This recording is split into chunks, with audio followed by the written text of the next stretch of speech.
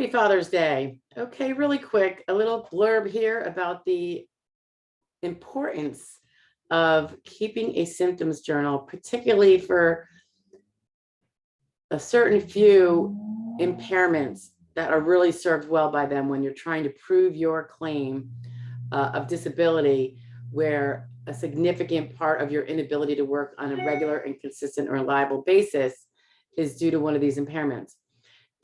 It could probably be done with a ton of impairments, but the ones that come to my mind screamingly are migraines, seizures, and a more rare instance of something called cyclical vomiting syndrome.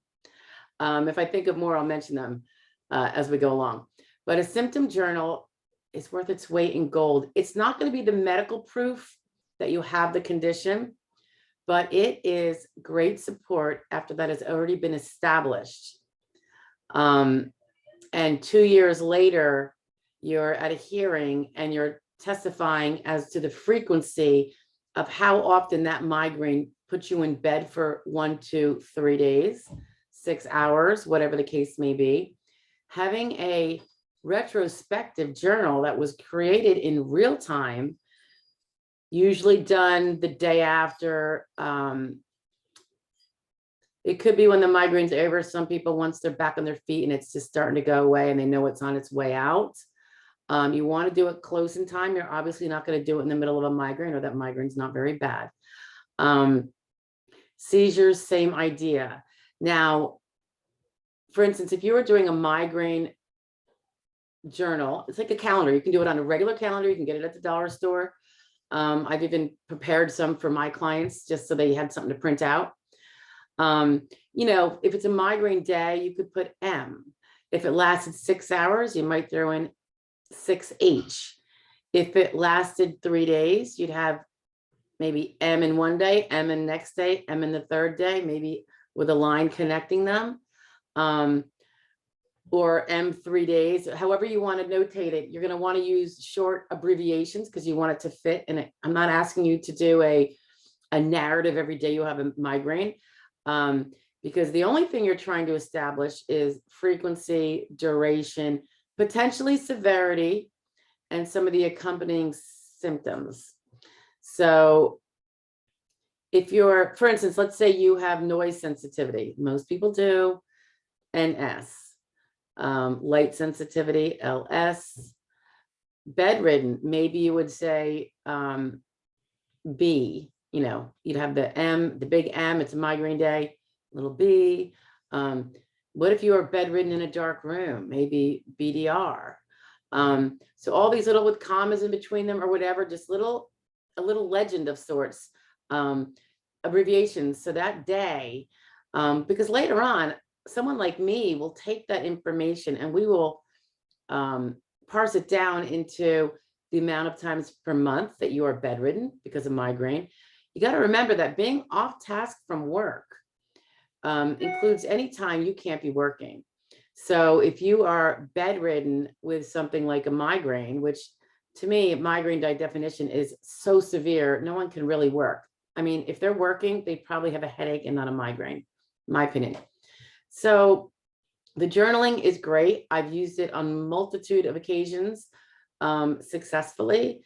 Again, it doesn't replace what your doctor needs to say, but in the middle of treatment, long before a hearing, you can send up potentially your journal or a summary of your journal to your doctor and say, this is how frequently I'm having them. Can we see if there's any kind of tweaking of the medications that can maybe bring down these numbers, because it's obviously a huge quality destructor in your life. And that's separate and aside from the fact that it takes away from the ability to work. A impairment that causes, like I mentioned before, the cyclical vomiting syndrome. That particular case, the person, we determined from the calendar that he had been keeping before I even knew him, which was fabulous, It took a long time to get a judge to pay attention to it, but when it did, it clinched it for him for a very long back benefit period. They were vomiting. The vomiting days, originally for him, it would be like multitude of days. And then he actually had H's down for hospitalization because the symptoms were so bad that they could be almost death threatening because of the dehydration. So when the hospitalization stopped, when he learned techniques to stop that severity, the journals did a great thing for proving that the vomiting days, which was 6 to 9 a month, I think it was continuing. It's just that he had learned some terrific techniques to mitigate the dehydration. Some really interesting things, including a hot shower while drinking a glass of water. So, but it helped prove that just because he's no longer going to the hospital, you don't see these hospitalizations like we had been seeing for a number of years, doesn't mean it's not happening. Because if they think it's not happening, then now he's better and he can go back to work full time on a reliable, sustained basis without calling out sick. Not the case. Another one I just thought of, IBS. Huge, huge, huge important. This one would be a little different because a lot of times IBS, it's for many days or weeks straight, right? Sometimes it's just every day. Everyone's case is different. But I think it's important to show how many times you're in the bathroom in a given day. So this would be every day you're going to fill this out. Maybe keep it in your bathroom and just grab it. And how long you're in there per visit. And again, this goes to off task, which is a really critical part of work failure. If someone has to go to the bathroom every 40 minutes and is in there for 15, that is going to be, I'm not going to do the math right now, but let's say it's 10 times in a work day for 15 minutes. That's 150 minutes there in the bathroom during the workday. That's like 2.5 hours. Now we no longer have an 8-hour working day, do we? We have 5.5 hours. And that's excluding anything else that's a problem. So documenting how many minutes, and it doesn't have to be that often. I mean, it can still be quite limiting without it being as often as I just mentioned. But if the duration in the bathroom is a long time and the frequency, the amount of visits to the bathroom that are going to be required during the day, some people have incontinence and they have to be very close to a bathroom. This could be true for incontinence of both kinds, and also for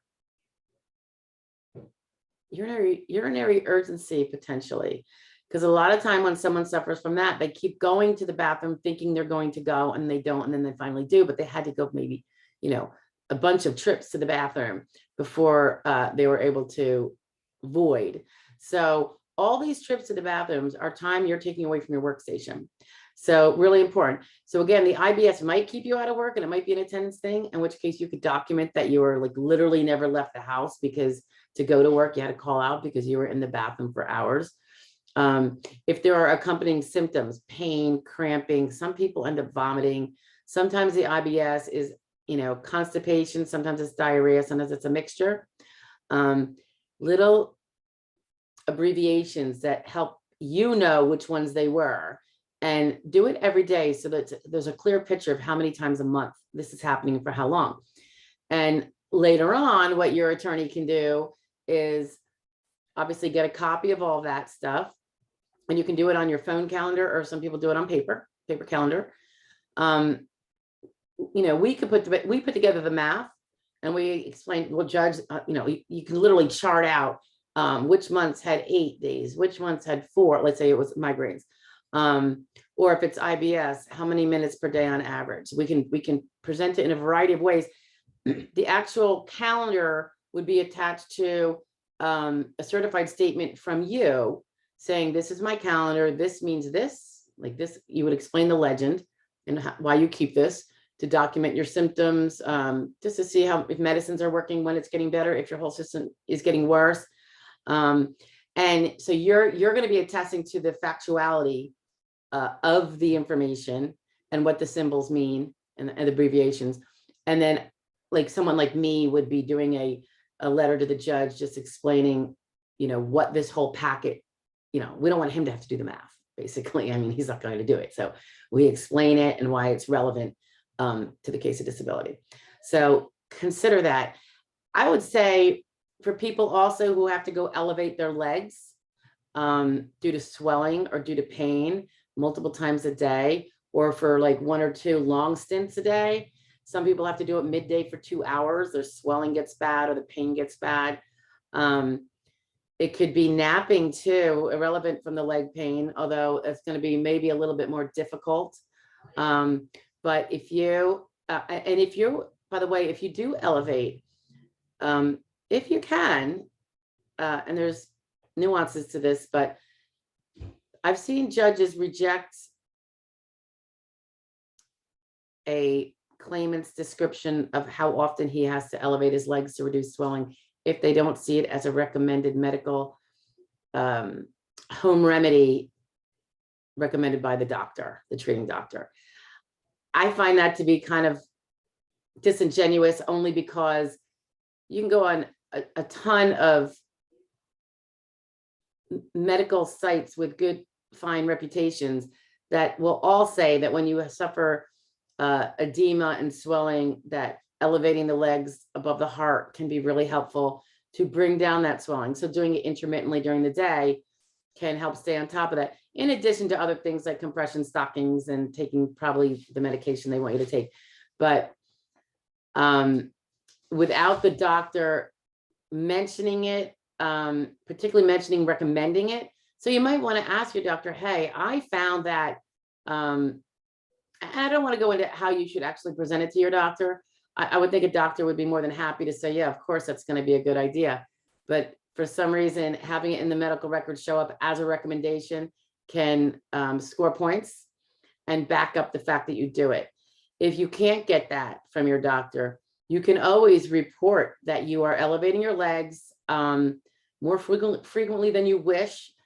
And you can report all this, including migraine issues and stuff like that, through the messaging section of your portal, because they all have portals, right? Almost all of them. And then you know that you have specifically told them, and it's going to show up that you told them the severity of how often you have to do this. And, normally you would be asking about that and suggesting that because you want to go over that at your next doctor appointment to see if there's any remedies or therapies that can help reduce that, because again, it's taken away from the quality of your life, and it's certainly already taken away from your ability to work full-time reliably. So journal. I'll probably do a different video on the helpfulness of communicating yourself with your doctor at times other than when you visit in front of him, which can be kind of infrequent, right? So look out for that. But the symptom journal, definitely keep it. When in doubt, keep it. You may not end up using it for the impairments that I just discussed. It would be immensely helpful. But there's other ones that it probably would too. So I would err on the side of caution and just do it, because if you don't, you cannot go back and change time. All right. It's already done in real time, or you just lost that chance. And that's something that doesn't cost you anything to do except seconds or minutes each day. Okay. So hope you start doing it. And if you have any questions, you know where to reach me. Have a great day. Bye.